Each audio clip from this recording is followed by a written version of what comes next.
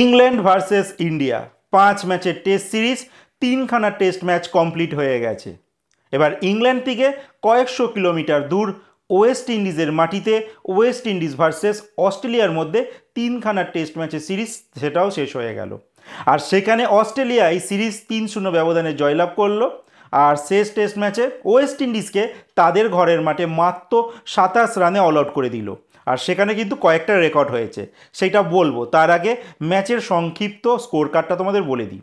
Australia সবার প্রথম batting করে, তারা 225 রানে অল আউট হয়ে যায়। তারপর ওয়েস্ট ইন্ডিজ 143 রানে অল আউট হয়ে যায়। অস্ট্রেলিয়া দ্বিতীয় ইনিংসে 121 রানে অল আউট হয়ে যায়। যথারীতি টার্গেট চেস করতে নামে ওয়েস্ট ইন্ডিজ দল, কিন্তু ওয়েস্ট ইন্ডিজ মাত্র 27 রানে তারা পুরো টিম অল আউট হয়ে যায়। যেখানে অস্ট্রেলিয়ার হয়ে মিচেল স্টার্ক 6 উইকেট নেন 9 রানের বিনিময়। তার সঙ্গে তিনি চতুর্থ অস্ট্রেলিয়ান খেলোয়াড় যিনি 400খানা উইকেটের মালিক হলেন। এর আগে শেন ওয়ার্ন 708খানা উইকেট নিয়ে অস্ট্রেলিয়ান খেলোয়াড় 1 নম্বর স্থানে রয়েছে। 2 নম্বর স্থানে রয়েছে গ্লেন ম্যাকগ্রা, যিনি 563টা উইকেট নিয়েছেন। 3 নম্বর স্থানে রয়েছে ন্যাথান লায়ন, যিনি 562টা উইকেট নিয়েছেন, ম্যাকগ্রা থেকে মাত্র 1টা উইকেট কম। আর 4 নম্বর স্থানে উঠে এলেন এই মিচেল স্টার্ক, যিনি 402খানা উইকেট নিলেন। যাই হোক, এই গেল মিচেল স্টার্কের রেকর্ড। এইবার বলবো স্কট বোল্যান্ডের কথা। স্কট বোল্যান্ড তিনি কিন্তু সেকেন্ড ইনিংসে ওয়েস্ট ইন্ডিজ যে 27 রানে অল আউট হয়ে গেছে, সেখানে কিন্তু তিনি একটা হ্যাটট্রিক করেছেন। আর এই ম্যাচটা ডে নাইট টেস্ট ম্যাচ ছিল। আর এখনও অবধি ডে নাইট টেস্ট ম্যাচে কেউ হ্যাটট্রিক করতে পারেনি। স্কট বোল্যান্ড তিনি প্রথম বলার যিনি হ্যাটট্রিক করলেন, নিজের নাম সবার প্রথম ডে নাইট টেস্টের হ্যাটট্রিক বলার হিসেবে তুলে রাখলেন।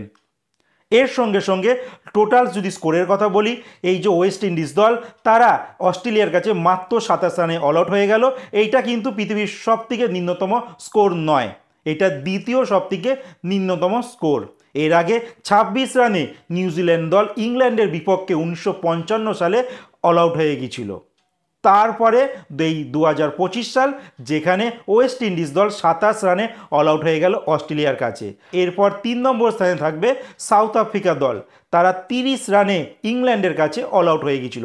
সেটা হয়েছিল বহুদিন আগে, 1896 সালে।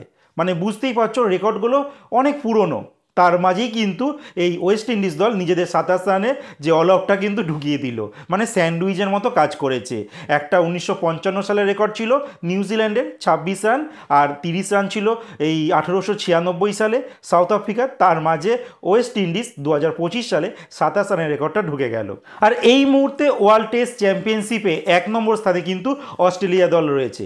তারা পয়েন্ট পার্সেন্টেজে 100% নিয়ে কিন্তু 1 নম্বর স্থানে রয়েছে। 2 নম্বর স্থানে রয়েছে ইংল্যান্ড, তাদের 66.66 পয়েন্ট রয়েছে। সেম পয়েন্ট নিয়ে 3 নম্বর স্থানে রয়েছে শ্রীলঙ্কা। আর ইন্ডিয়া রয়েছে 4 নম্বর পজিশনে, যাদের 33.33 পয়েন্ট নিয়ে 4 নম্বর স্থানে রয়েছে।